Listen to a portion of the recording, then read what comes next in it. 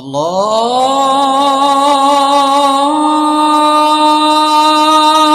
আকবার, আল্লাহু আকবার।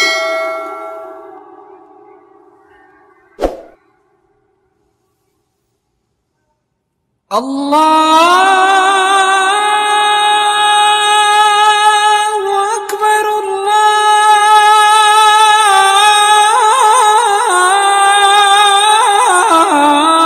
আল্লাহু আকবার।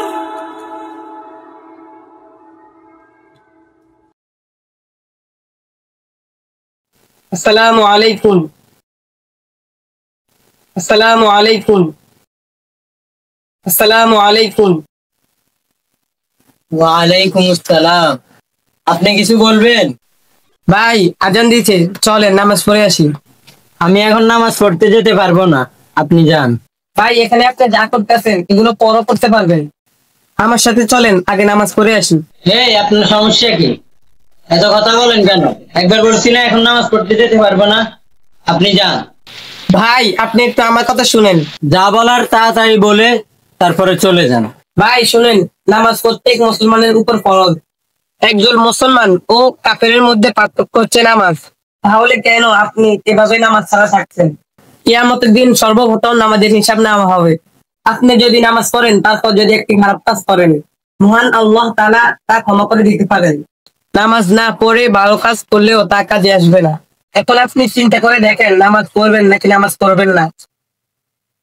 আচ্ছা, আমাদের সময় হয়ে গেছে, অনেক কথা বলছি। এখন আপনি আমার সাথে নামাজ পড়তে যাবেন? ঠিক আছে ভাই, চলেন নামাজ পড়তে যাব।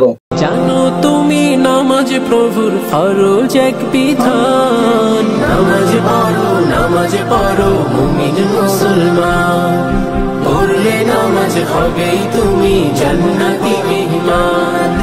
নামাজ পড়ো মুমিন মুসলমান। পড়লে নামাজ হবেই তুমি জান্নাতি মেহমান।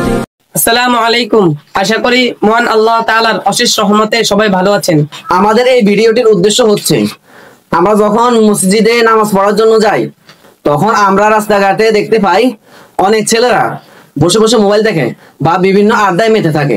তখন আমরা যদি তাদেরকে মসজিদে ডেকে নিয়ে যাই তাহলে তারা একটু হলে নোংরামি থেকে বেঁচে থাকবে এবং আমাদের যুব সমাজ একটু হলেও ভালো থাকবে। আমাদের মূল উদ্দেশ্য এটাই। কিয়ামতের দিন সর্বপ্রথম নামাজের হিসাব নেওয়া হবে, তাই আমাদের প্রত্যেক মুসলমানের উচিত মসজিদে গিয়ে জামাতের সাথে নামাজ আদায় করা। মহান আল্লাহ তাআলা সবাইকে সঠিক বুঝ দান করুক।